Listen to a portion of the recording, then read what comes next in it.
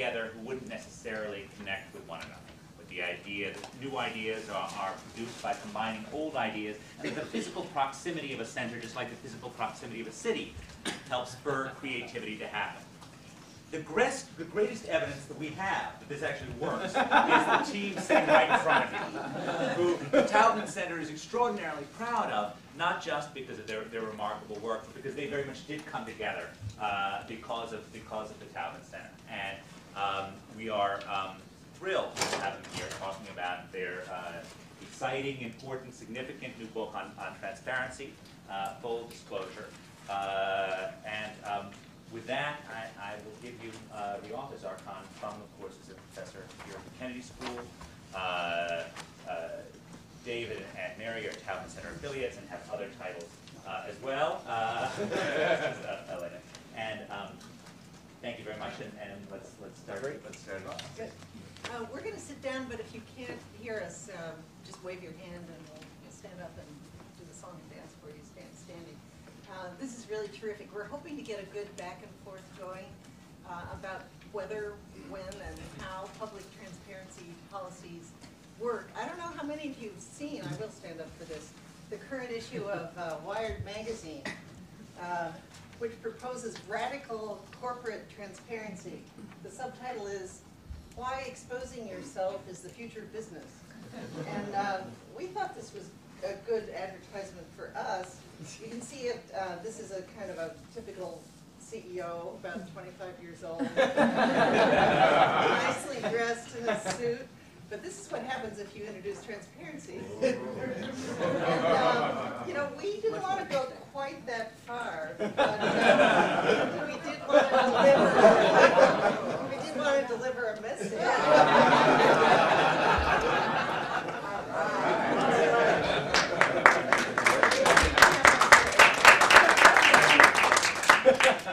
So the first thing we want to say is that this work would not have happened without the Taubman Center. 5 years ago, Archon and David and I were a lawyer, an economist, and a political scientist, each working on our own stuff, and each of us noticing in our own work information gaps that interfered with informed choice in choosing a safe place to work, in choosing a hospital with minimal medical mistakes, in choosing a good school. We also noticed that Congress and state and local legislatures in particular, and international bodies, were not only creating new rules to try to stop risks and make public institutions work better, but they were also enacting transparency policies in many different areas. We noticed that disasters were actually very helpful to us along the way. Right after September 11th, you'll remember that the federal government tried to create a transparency policy to tell people about the level of terrorist threats, which failed and became the fodder for late night TV. Then Enron collapsed, and we saw that not only as a case of corporate fraud, but also as a sign that there were flaws in our most respected system of transparency and our oldest system in this country, corporate financial reporting. You'll remember the Firestone tire explosions and the Ford Explorer rollovers, which were tragic. Those to us indicated that the car safety ratings, which was another congressionally mandated transparency policy, weren't working very well. And then there were trans fats, and that showed us that the nutritional labeling system, which was pretty new, wasn't accounting for some of the greatest risks that were important to people in preventing heart disease. So the spread of SARS is a good international example of a transparency system that didn't work very well, and possibly the spread of SARS could have been confined within China if there'd been a better health reporting, infectious disease reporting system at that time. So what we think this book is the first effort to look across a broad range of state, local, national, and international policies and try to see how transparency policies work. It's important because they have already become mainstream social policy, and that was the first surprise to us. That at the state and local level, the federal level, and the international level, there are literally hundreds of these mandated transparency regimes that have been enacted in the last 15 years for the most part. They all look different, but they have 5 characteristics in common, we argue. First of all, they all are government-required disclosure of specific factual information, standardized for comparability, so people can compare products and practices against each other, by companies or government agencies, water authorities and school districts, as well as big corporations. And they all have a specific policy objective. So this is not right to know in the generic sense. This is specifically targeted policies that are supposed to save lives, reduce injuries, and help banks, hospitals, airlines work better. So that was the first surprise to us, that this is in fact a new form of mainstream social policy. New in the sense that it's now broadly accepted. The second surprise to us was that more information is not necessarily better, and that sometimes these policies do more harm than good. And David's in a minute going to lead us through how that works and kind of the skeleton of our argument there, so that you can name your questions and comments on that. One of our goals is there are a group of students who need to leave at 1 o'clock, and while we're not going to race through what we have to say, we're going to kind of walk rapidly through what we have to say, because we want to make sure any of you who have questions and comments have a chance to do that before you need to leave.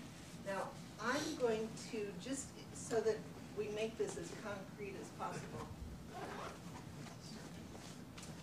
I'm just going to lead you through a few slides without editorial comment. These are some of the transparency systems. We built 18 detailed cases of the history, politics, and effectiveness of transparency. And I'm just leading you through what a few of them look like, just so that you can have those in mind as we talk further about them. This is a controversial one, Megan's Laws. This is not a current one, but it's a very interesting template. Mike Levitt, head of HHS, is doing a really interesting effort to try to make choices of hospitals procedure by procedure reflect price, quality, and patient assessment. And he's pretty far along. This is what you know well. This is a really interesting system that where in Los Angeles, the restaurants are required to post grades in the window based on their hygiene reports, A, B, or C. You can imagine what happened to the C restaurants. This is a totally unfathomable drinking water contaminant report for Cambridge, Massachusetts. If you can figure it out, you're better than we are. And this is just a short listing of the cases that we looked at. So I think that I should now hand it over to David, who's going to talk to us about the mechanisms through which transparency policies succeed or fail, and then Archon's going to lead you through what we think is a very interesting subject, which is how the internet affects transparency policies and what the future might look like. Okay, so this list indicates, and as Mary said, one of the things we looked at was just the incidence of transparency policies at different levels of government. And as this list suggests, and we actually in the book look at the federal level, just different regulations passed over the last decade related to what with the characteristics of transparency policy that Mary just listed. And we find hundreds of different substantial federal regulations that have been passed in this period. The fundamental point around effectiveness of these policies that we look at in our research and in the book is that while it's very, very attractive to say everyone gains from information and who can protest against providing the public information, our contention is that more information is not synonymous with full disclosure. And in fact, the key question that we look at that determines whether or not a given transparency policy is effective really has to do with the way information engages with the way people actually make decisions. So it's not simply affording people information in order to make decisions that, for instance, reduce risk. It's providing the right kind of information to people in the right context, in the right place, and very much linked to the the place and time those people are making their decisions. And I think a way to illustrate that is actually to talk briefly about two of the transparency policies that Mary just showed you. And the first one, in some sense, it's our gold standard of a transparency policy that really works, and that's the LA County Restaurant Hygiene Grade Card. In 1997, you all know the maxim of never looking in the kitchen of the restaurant where you eat. Well, a camera crew for ABC News decided to do that in LA, and they took hidden footage of a number of very well-known, well-regarded LA restaurants and found atrocious things happening behind the kitchen doors. And the expose got a lot of press and very quickly led LA County government to pass a new law requiring that all restaurants in LA County post a grade card, where the grade card was based on what were ongoing and very aggressive, actually, health inspections that had been in LA County for years and years. And the grade card simply took the results of those health inspections, put them on a scale from 0 to 100, and on the basis of that, basically said your restaurant is an A, B, or C, and if you fell below the C level, you were basically closed down. It also stated that you had to put this grade card in the front window right next to the menu. It had to be in a certain format, had to be in a certain font size. I mean, these are suggestive. Happily, I took these when I was visiting LA last year, or a cousin of mine took these pictures, but we were visiting LA. Happily, the photo on the far left is my favorite delicatessen. The other two are restaurants adjacent to that restaurant. And the notion is this is a very powerful form of transparency in that people have information in a format we're all used to thinking about grades. It's happening right at the moment that the customer, the user, is engaged in the choice of whether or not to go forward with their decision to eat there. And it provides enough information to make the relevant decision. And it's obviously aggregating very complicated health inspection data into something that's relatively simple. People can still dig back into any restaurant. There is a web-based system similar to what we have in Boston, where you can look up and get the complete health inspection record if you want to know exactly which codes were violated that led you to get an A, B, or C. But the point is, it provides the right information. What's fascinating about the system, there have been a series of very careful studies done by Phil Leslie and Ginger Jin, looking very closely at what has been the impact of these grade cards on both restaurant revenues and as Mary said, not surprisingly, if you have a C restaurant, it has appreciable effects on your revenues, and if you have an A restaurant, negative effects. C, A has positive effects on revenues. More importantly, these studies look very carefully at hospitalizations related to foodborne illnesses and find, I think very persuasively, statistically significant and marked reductions in hospitalizations that can be related to the restaurant system. So here we have a very powerful system that provides the right information in the right form when people need it. Many of you, if you're Cambridge residents, receive this document in the mail, which is also a government-mandated transparency system that similarly arose out of a crisis of drinking water contamination in a number of major metropolitan areas.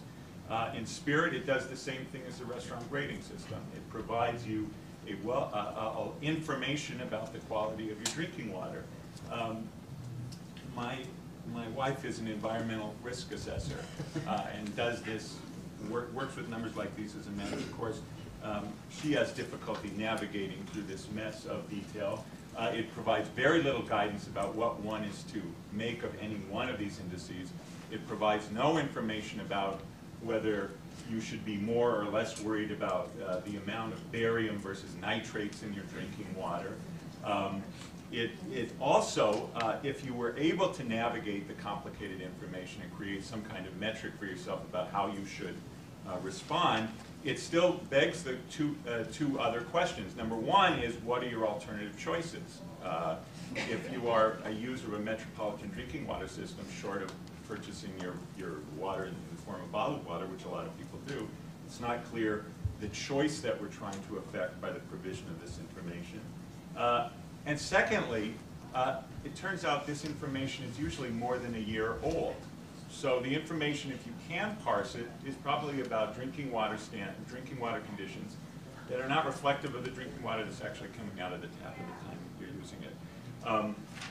And so these two ends of the spectrum really speak to the fact that in our view, to evaluate the effectiveness of systems, one has to really understand how users use information and whether that actually is going to create the kind of information users need to change behavior in one direction or another.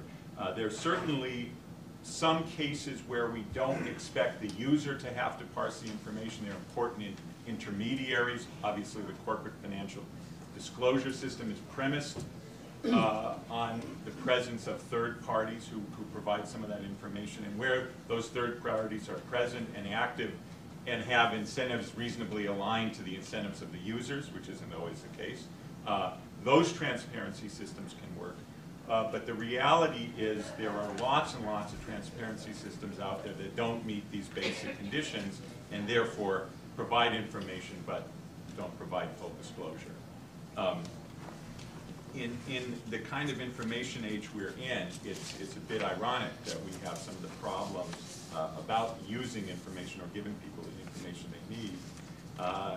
And what Archon will talk about is the ways that currently and prospectively we can engage technology to do some of the things that I've described more effectively.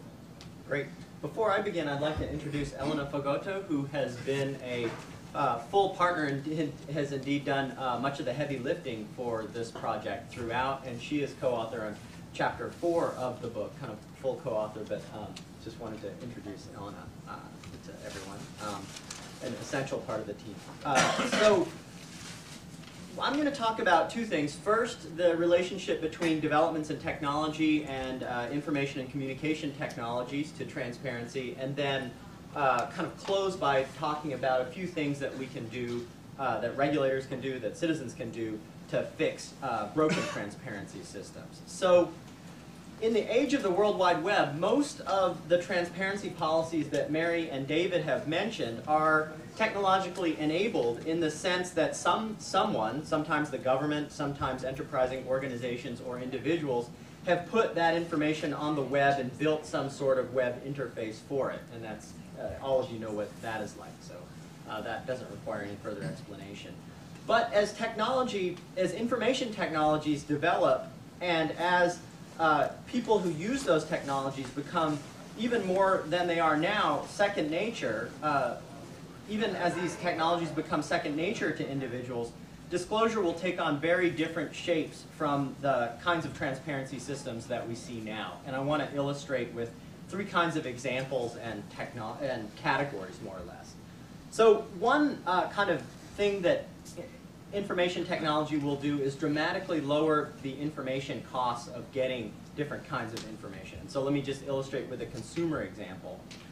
In 3 to 5 years' time, I think it's fairly certain that with your cell phone or some other device that you carry with you all the time, whenever you're shopping for hair shampoo or for a plasma television or for whatever it is, you'll be able to snap a picture of the barcode or some barcode on that product and get a full range of information on that product, much fuller range of information than you have now. You'll not only be able to kind of see whether you're getting the best price, but see its effect on global warming, whether or not it was made by little girls in Indonesia, whether or not it will cause you cancer, right? And that, there are many, many people working on this problem right now, and somebody will solve it pretty soon.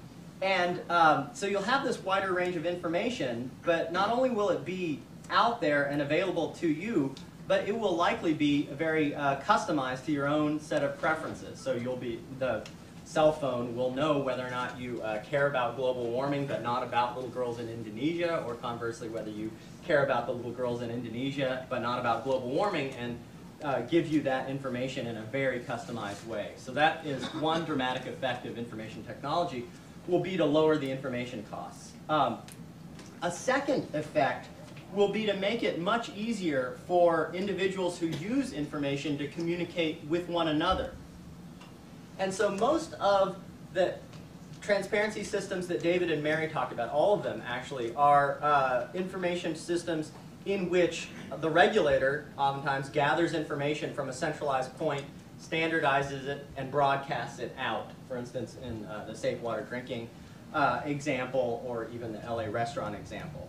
But what we're seeing mostly in the voluntary realm and the commercial realm, but hopefully more and more in the regulatory realm, is peer-to-peer disclosure and pooling of experience and knowledge. So the early versions of this that aren't technologically enabled are Zygot's restaurants guides, which pool the information of diners and their views about the quality and cost of different kinds of restaurants. The contemporary versions that are much in the news are efforts like Wikipedia, the review part of Amazon.com, ePinions, and the Internet Movie Database. And the characteristics of these kinds of transparency projects or systems are that users themselves provide the information that is relevant, and it becomes valuable when a vast number of users pools that knowledge and experience, and sometimes it kicks into motion a kind of wisdom of the crowd's dynamics. Importantly, different from the regulatory systems that Mary and David talked about is information in these enterprises is not centrally controlled, and the goals to which that information is deployed or harnessed are not centrally determined, right? And so its potential effects are much more information of potentially a higher quality or lower quality, that's part of the important debate, that has a kind of legitimacy and credibility because it comes from people like me rather than a water utility or something like that. Okay, so that's a second category and example. A third category and example is that information technology will dramatically lower the barrier to entry of becoming a transparency agent, more or less. And here we're seeing a lot of different kinds of vigilante transparency, right? So an alternative to the LA restaurant disclosure system you may have read about in yesterday's New York Times is somebody posted a video on YouTube of a Kentucky Fried Chicken in Greenwich Village in New York City, in which rats were kind of scurrying all around not only the kitchen, but the customer area. And this video has become pretty popular on YouTube and other parts of the internet. But as a result, the health inspector has been fired, and there's been a kind of big, the particular health inspector who gave a pass on that Kentucky Fried Chicken. And then the health commissioner has kind of promised other pestilence reforms, more or less. So that's a kind of vigilante transparency. And there are many, many other examples of this. nyc.uncivilservants.org is a site in which people take pictures of municipal public servants who use their vehicles on personal business or park by fire hydrants with the New York City sign on there. isawyournanny.blogspot.com is a site in which, I don't know why all of these occur in New York City, but they seem in which parents take pictures of other people's nannies who are goofing off or talking to one another or perceived to be not doing their job. In Roanoke, Virginia, an enterprising individual has taken the public database of concealed gun permits. Evidently, you have to have a permit to carry a concealed weapon in Roanoke, Virginia, and put that on the internet. I guess some people are annoyed at that because the point of having a concealed weapon is that nobody knows that you have it, right? And then right now on, you could go home and search the internet and find out exactly which political candidates your neighbors contribute to. And see if you agree with them, see if you want to invite them to dinner or not next week, I suppose, is the purpose of that. So several questions arise from this next generation of transparency in which there's much less central direction, much more user kind of provided information. First, all three of these categories operate for the most part in the voluntary sphere. And government thus far has not yet had much to do with these kinds of efforts and has not really taken advantage of these technological and social trends. However, we think, and this is part of the book that is an open-ended question, and we'd like to engage it in discussion, that regulators do have an important role here, and ought to be much more savvy about these technological trends, and that will require more creativity, more flexibility, more sensitivity even than moving from more traditional kinds of regulation to transparency-based regulation. So you can imagine a move from school report cards, which probably most of you have seen, which is very much this kind of transparency, to publicly facilitated school wikis, where parents pool information about which kinds of teachers are good and bad, which classrooms work and not, etc. That would be a much, potentially much richer kind of information about schools than is now available to parents. And another example, just to throw one out, with hospitals, you can imagine not only the kind of hospital reporting that Mary showed, but also technologically enabled peer-to-peer discussion in which groups of particular people afflicted with diseases can share their experiences of this treatment or that treatment, this facility or that, this physician or that, right? So governments cannot really mandate third-generation transparency out of whole cloth, but they can foster and support it. They can make participation mandatory, as with schools. They can mandate disclosure to cover relevant sorts of information, and then they can play a large role in checking and verifying the accuracy of information. Okay, so let me just draw a bar under that part of the discussion about the relationship between information and communication technologies and transparency, and return to the question of what we might do to fix the broken kinds of transparency systems that Mary and David talked about. So return a moment from the bold Star Trek future of transparency to the present, and I'd just like to highlight a couple of the steps. We talk about many more in the book. A couple of steps and thoughts on how to repair some of the problems with current transparency policies. Okay, so 3 thoughts here. First, it should be clear from the outset that, contrary to the hype, disclosure and transparency is no panacea. It's important for citizens, regulators, legislators, other kinds of policymakers to know when to use transparency and, importantly, when not to as a tool of regulation. Sometimes the more conventional hard power methods of top-down standards are better and more desirable. So one clear kind of filter and test is, are variable outcomes acceptable in some regulatory question? Arsenic in water? Maybe not. You know, maybe we want just a regular hard standard. Trans fats, maybe that's a question that's up for debate. So here in the United States and in North America, we've decided that variable outcomes are acceptable. People can choose to eat more trans fats or less. However, in Denmark, they've chosen a different path where regulation since 2003 that allows no more than 2% of oils and fats in foods to contain trans fats has effectively banned the use of trans fats in Denmark, right? So that's one test. Another is that transparency, effective transparency, requires a prior conversation and some agreement about what to measure and what counts as success.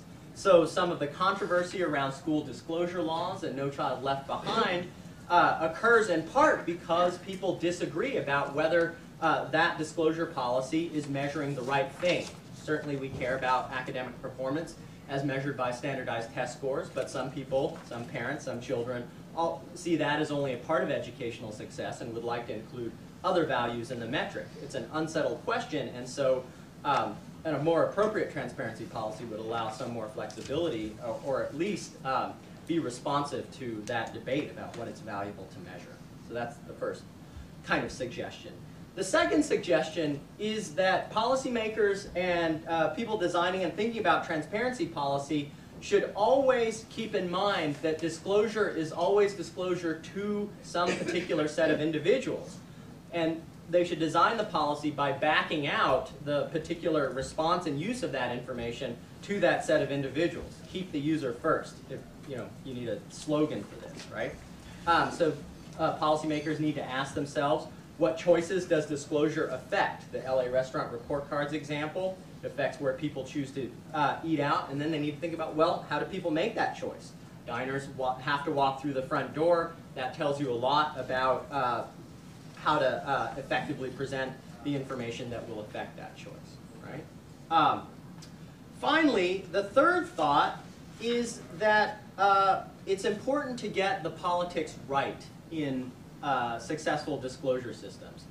Politicians, advocacy groups, and even regulators oftentimes reach for transparency as a solution after some crisis, like the SUV rollover controversy or the current scandal of legislative corruption. Everyone gets behind disclosure after some big high-profile event like that. But the real question is whether the policy that they create will continue over time. In the years after the crisis that created it has been forgotten, will the disclosure system continue to produce useful information that people need, or will those who stand to be embarrassed and lose money manage to undermine that transparency policy and shut off the flow of useful information?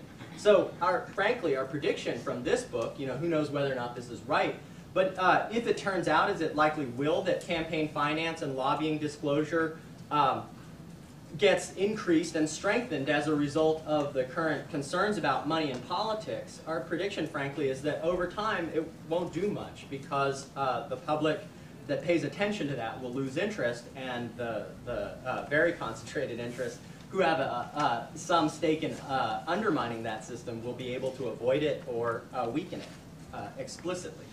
Okay, so those are 3 things that we might do.